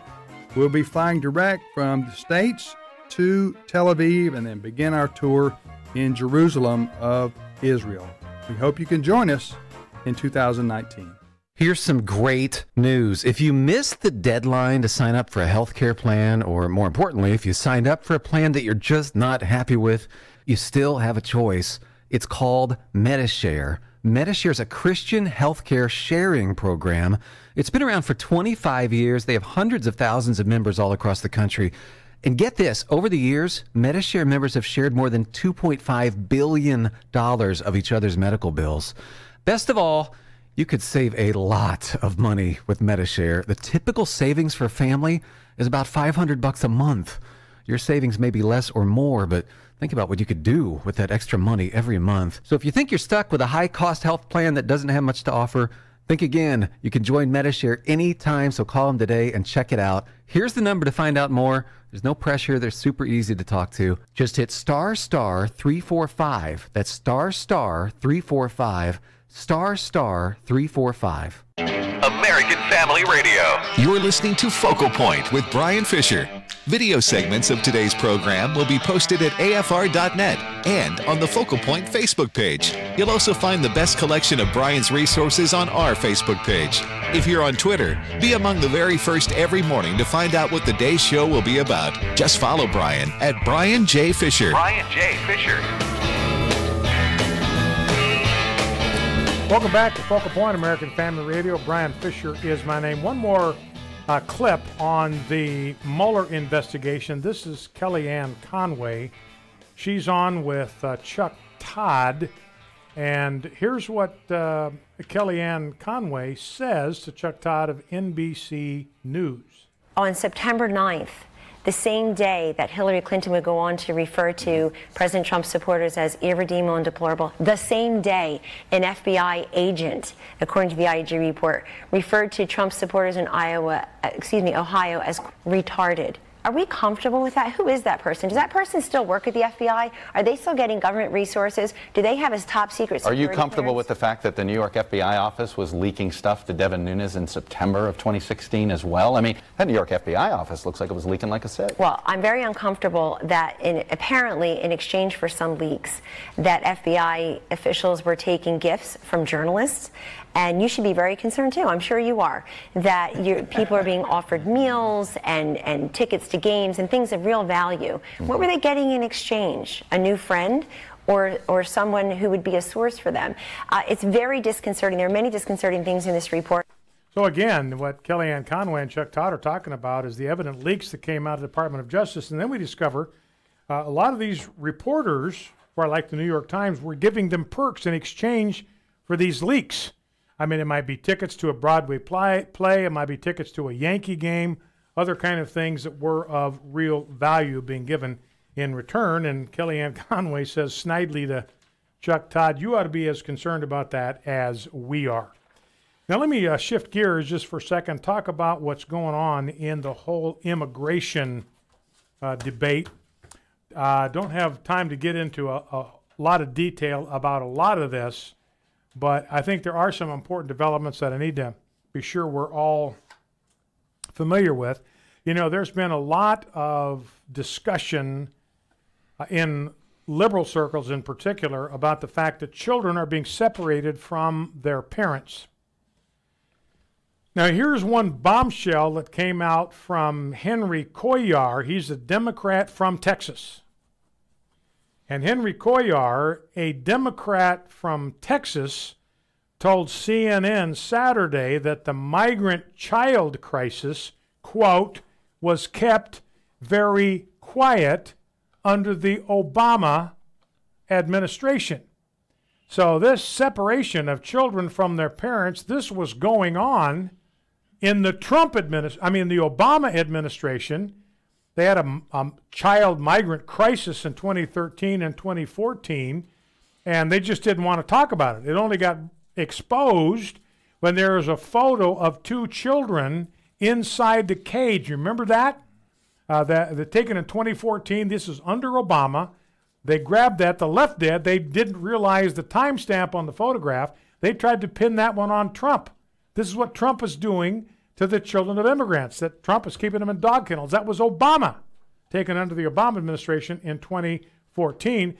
And Cuellar says, look, the number of children that are currently being held in detention centers is about the same as we saw under the Obama administration. We've had 70,000 unaccompanied minors flooding the U.S. in 2014, according to Customs and Border Patrol. So Cuellar says the problem was just as bad under Obama as it is on Trump. Why do we not know that? Because the talking snake media has concealed it from view. And here's another article from March of 2015 in the Washington Post.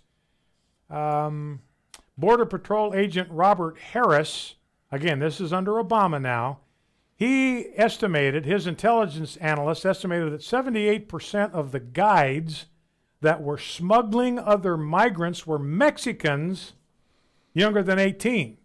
So these were teenagers under the age of 18 that were the primary guides, the primary smugglers for other migrants. Why? Because the drug cartels would Shanghai them into service. They would hire them or conscript them, because they knew they would not get prosecuted if they were caught. So again, that's what the cartels would do. They'd get these 17-year-olds running as their smugglers because they knew if they got apprehended, they're not going to get prosecuted because they would be considered underage. Now, the Trump administration is probably going to wind up with 30,000 illegal immigrant children in their custody by the end of August this summer. They're taking in 250 children every single day, children who are separated from their families in the immigration process. You know, and the problem is the law. Problem isn't that Trump is mean-spirited or cruel. It's that a law written and passed by Democrats is what the Trump administration is following. He said to the Democrats, look, if you don't like what we're doing, we are just following your law. If you got a problem with it, you are welcome to meet in D.C. and to change that law and give me something to sign that would deal with this problem. But this is your law. We are simply enforcing the law that you have written. And we ought to be aware or be reminded of the fact that if family units try to sneak across the border, that's what will happen to them. The adults will be detained for questioning and possible prosecution. The children will be kept in the custody of the Health and Human Services Department. We'll talk about how they're treated here in just a second. But the point here is that if family units arrive at points of entry, in other words, they don't try to sneak across the border, they go to a legitimate point of entry and they request asylum, they will not be prosecuted because they're requesting asylum and they have not attempted to enter the country illegally. And the families will be kept together as they go through the asylum process. So the problem here, families can stay together all they want, even families that are requesting asylum, if they go to a legal point of entry and say, we are here to request asylum from the United States. Their families will be kept together. But if they're going to cross the border illegally, if they're going to break our laws, and remember, one illegal entry, that's a misdemeanor. You do it twice, that is a felony. So anyway, the Trump administration now faced with the challenge of finding a place for all of these the unaccompanied children, children separated from their parents, to go. I got a piece here from the Family Research Council from Friday. They refer to a piece in the Washington Post that took a look inside one of the 100 shelters where children whose parents were arrested for entering America illegally are housed. They got 1,500 boys living in a warehouse-sized summer camp that once was a Walmart supercenter. Now listen to what they've got there. This is where these children who have been separated from their families because their parents broke the law. You know, what do we do in America when parents break the law? We arrest them, we detain them, we try them, and if they're guilty, we convict them, and in a lot of cases, we incarcerate them. What happens to their children? They are separated from their children. We do not try to keep the children together with their parents because we don't want to put them in an adult incarceration environment. Not a good place, not a safe place for children. The compassionate thing to do for children whose parents have been arrested is to keep the children separate from the parents. It's the opposite of compassion to put them in a detention center with adults. That's a very risky place. You'd never want to put a child in that kind of environment. So the heartless, cruel thing to do would be not to separate these kids from a jail-type incarceration environment. So here's what we have for the kids that are separated. A Walmart center been converted. There are classrooms there so they can continue their education. There are medical rooms there so they can get medical treatment, get exams, be evaluated. There are basketball courts, so you need to blow off a little steam, get a little exercise. You got inspired by Ted Cruz playing Jimmy Kimmel one-on-one. You want to be a superstar like they are. You can go out there. Here's a place where you can do it. They've even got a pool hall.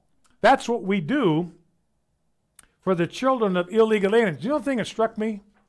The thing that struck me about this is people who are complaining about how hard-hearted we are, the way we're treating these kids that are separated from their parents. Listen to me. We treat these illegal children, these illegal alien children, they get treated better by our government than the children of U.S. inmates. We don't do schmutz for them. We expect their families to take care of them. We don't have summer camps for them. Their families have to figure out what they're going to do with the children that are separated from their parents by incarceration. So we are not only not being heartless, not being cruel to these kids. We're doing the compassionate thing by keeping them out of adult detention facilities, and we are providing better treatment for them than we provide for children who have been separated from their U.S. parents because their parents are incarcerated because they committed a crime. So let's not hear any of this weeping and wailing and gnashing of teeth. You know, all of us hate seeing children incarcerated. Nobody likes that. We're not for that. We wouldn't ever want to do that.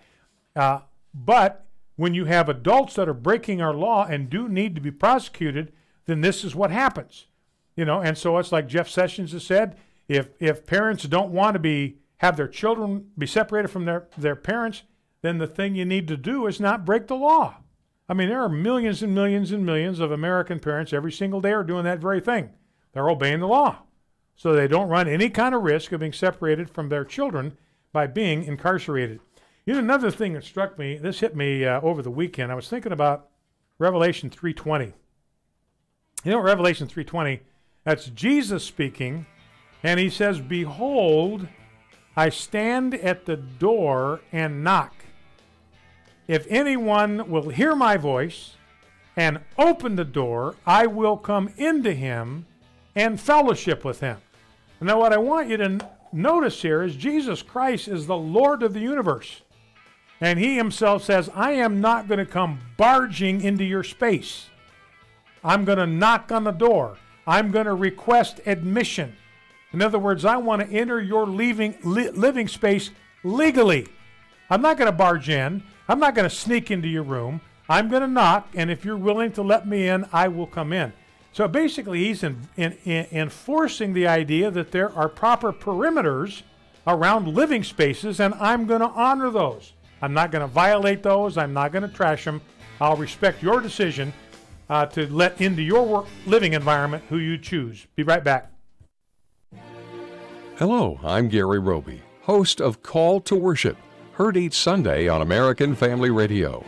This one-hour program will lead you in a special time of worship and praise. We will focus on God's Word, spoken and in music. Call to Worship has a different topic each week as we glorify God together. Be sure to join us at 5 a.m. Central each Sunday for a Call to Worship right here on American Family Radio. Who is God? What is He like? How can we know? Your answer to these questions will impact your worship, discipleship, apologetics, and evangelism. Learn from Ravi Zacharias, Josh McDowell, Chip Ingram, and more than 60 other speakers at Southern Evangelical Seminary's 25th Annual National Conference on Christian Apologetics. It's October 12th and 13th in Charlotte, North Carolina. Get the early bird discount when you register by August 1st at ses.edu. Hi, I'm Will Addison. And I'm Miki Addison of Airing the Addisons on Urban Family Talk. Family is so important to everything. I mean, think about it. Right after God created Adam, He made family by creating Eve as his wife. We'd like to invite you to the Marriage, Family, and Life Conference this summer. We'll have a full slate of experts to help encourage and equip the body of Christ to fight for the restoration of the family. Our speakers include Ryan Baumberger of the Radiance Foundation, Dr. Clarence Schuler of Building Lasting Relationships, Abraham Hamilton III, Pastor Bert Harper and his wife Jan, and more. We'll even be there. The Marriage, Family, and Life Conference will be Friday and Saturday, August 17th and 18th at Hope Church in Tupelo, Mississippi. Come help us fight back against the enemy's direct attack on marriage and family. That's the Marriage, Family, and Life Conference put on by Urban Family Communications, a division of the American Family Association. You can learn more and register at urbanfamilytalk.com. American Family Radio. You're listening to Focal Point with Brian Fisher. Focal Point. Brian Fisher. Howdy. Welcome back to the last segment of today's edition of Focal Point. Time for your phone calls, 888-589-8840. 888-589-8840 is the number to call. Give us a buzz, and we'll try to include you in the conversation. Before we get to that, I want to play one clip. This is a clip 12, Rob. This is Allison Camerota. She is an anchor for CNN. She's talking here to Mo Brooks, congressman from Alabama. This is before the congressional baseball game was getting ready or was going to start at the Washington National Stadium. This is an annual thing. This was the event that Steve Scalise was practicing for when he got shot by that rabid anti-Trump guy, shot through the hip, spent a year recovering, still cannot walk on his own, and that's Steve Scalise. And this is the one-year anniversary. He's back on Capitol Hill. It ought to be a time to celebrate what happened to him, celebrate his determination, his resolve, his grit, congratulate him and celebrate him being back working on behalf of his constituents in Washington, D.C. Instead, Allison Camerota not interested in that part at all. She just wants to pummel Mo Brooks. And here, remember Donald Trump had said CNN is the enemy of the people. She works for CNN. She is royally offended by that, even though most Americans that are thinking straight agree with her. So here is Allison Camerota betraying her objectivity. She's neutral. She's not taking sides. She's an independent journalist just trying to do her job of getting at the truth, asking questions, accepting answers, and moving on. Let's listen. Do you think that the press is the greatest enemy of the U.S.? Sure, but the greatest enemy. Would you ever call CNN an enemy? No. So why does the president use it about CNN and about the press? But everybody understands that there are differences. But I guess I'm just saying, are you comfortable with the president calling the press the biggest enemy of the U.S.? Well, do you think it's damaging? Obviously. But do you think that it's damaging to call the free press in the United States the enemy?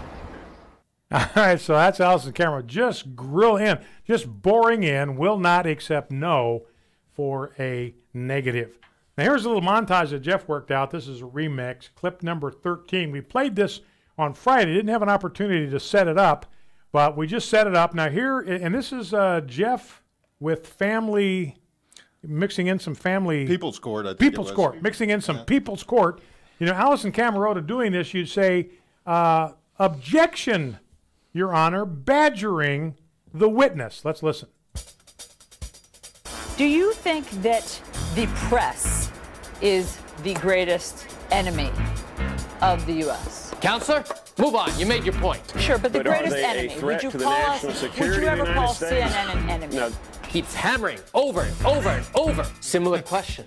So why does the president use it about CNN and about the press? But, Judge, he's badgering my witness. Everybody understands that there are differences. But I guess I'm just saying, are you comfortable with the president calling the press the biggest enemy of the U.S.? Hey, Judge, how about a little help here? My witness is getting pummeled and you're doing nothing to interrupt this. Well, do you think it's damaging? There's something really wrong is going on. I understand. But do you think that it's damaging to call the free press in the United States the enemy? When you are out of order. You're out of order. You're out of order. The whole trial is out of order. All right. I, as the sitting judge, objection sustained. Let's move on. Let's move to your calls. Number to call. Apparently, Al Pacino was in that courtroom, too. Yeah. The number to call to jump in on the conversation is 888-589-8840, 888-589-8840.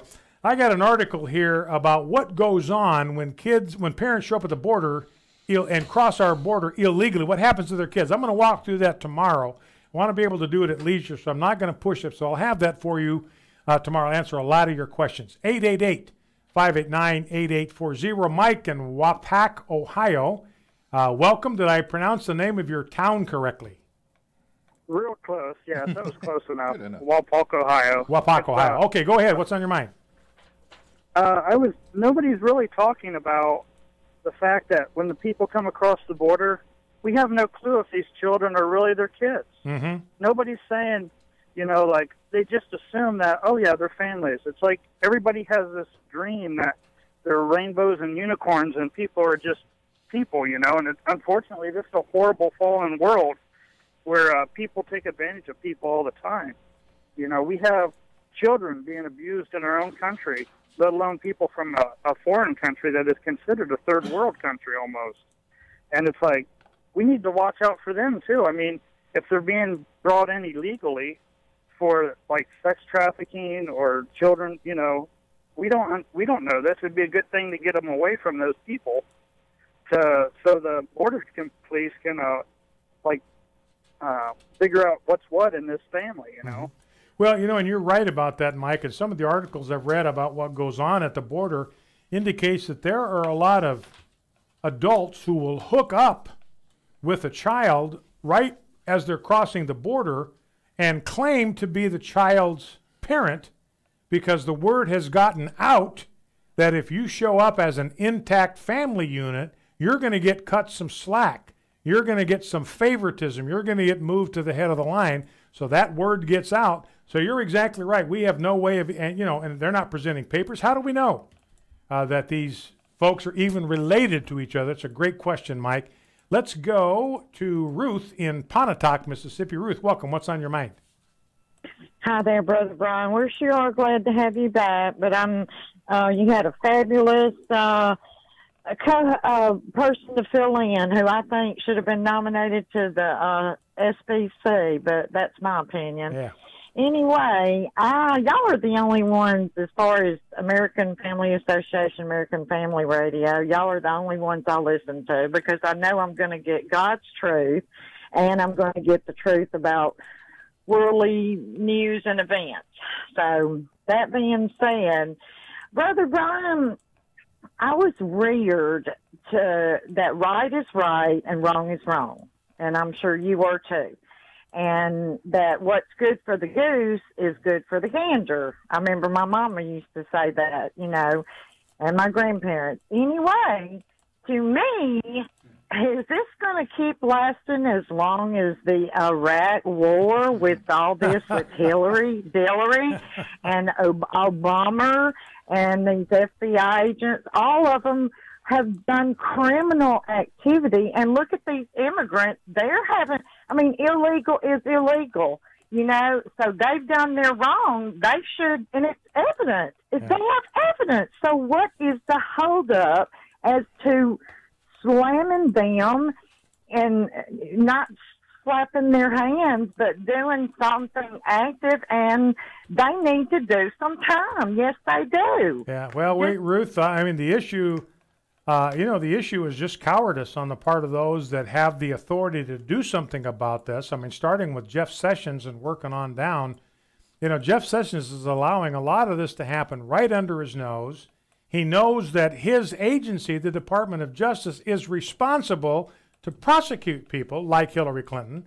And so far, he's not doing it. We don't need a special prosecutor. We just need a regular prosecutor just to take her to court and indict her and put her behind bars where she belongs for the way she handled classified information. Cotton Pick, that guy that took pictures to show his family of the inside of a submarine, that guy didn't do that intentionally. He knew what he was doing he shouldn't do. He was just going to show the pictures to his family.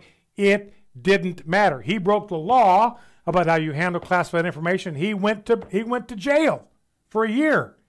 So the same thing, exact same thing ought to happen to Hillary. We just need a little more chutzpah, a little more courage, and a little more backbone from the guys that are in a position to do something about it. All right, good call, Ruth. Thank you for that. Let's go to Joe in Oklahoma City. Joe, welcome. What's on your mind?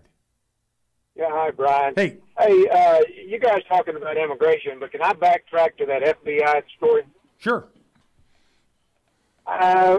I've been thinking a lot about this here lately, and I want to ask you, first of all, are you guys familiar with, I don't catch every one of your broadcasts, so maybe you talked about this, but are you all familiar with a book that was written 60 years ago called The Naked Communist? I'm familiar with the book. I've not read it. Okay, well, you can Google it. There's a lot of stuff online, but the author was an FBI agent, and it was written in 1958, and it revealed a 45-point plan that the socialists had for turning the United States into a secular socialist nation. And one of the things in there, a lot of the things in there, it sounds like today's headlines. Present homosexuality as normal, natural, and healthy. That was one of those plans. Yep. But the one I was trying to get at was it said discredit and eventually dismantle the FBI. And I can't help but wonder if all this stuff is going on right now, and I'm just throwing this out there for everybody to think about. I just wonder if that's part of what's going on. Mm-hmm. Well, Joe, it's interesting. You look at, there's a lot of, internal rot. When you think maybe you've got a leak inside the walls of your house, you look for spongy parts of the wall. And if you can poke your finger through the drywall, you've got a rot problem that you didn't even notice was there because it was covered up by the drywall and the paint. And you've got a whole lot of that going on at the FBI now. This 565 Inspector General's report, Devin Nunes saying you've got anti-Trump bias on every single page. Virulent anti-Trump bias on every one of those 500 165 pages. So it is, FBI Today is just about, at least in D.C., headquarters is rotten to the core. It's gone rogue, to borrow a phrase from Sarah Palin, and needs to be cleaned out and cleaned up. We'll see if Jeff Sessions will get to it.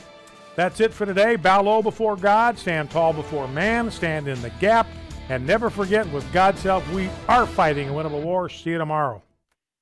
The views and opinions expressed in this broadcast may not necessarily reflect those of the American Family Association or American Family Radio. Faith, family, freedom. American Family Radio. 1milliondads.com is where men can learn and grow together as men of the cross. Close families and even national revival begin at home with strong fathers in the faith. Go to the website, read the articles. You're not alone.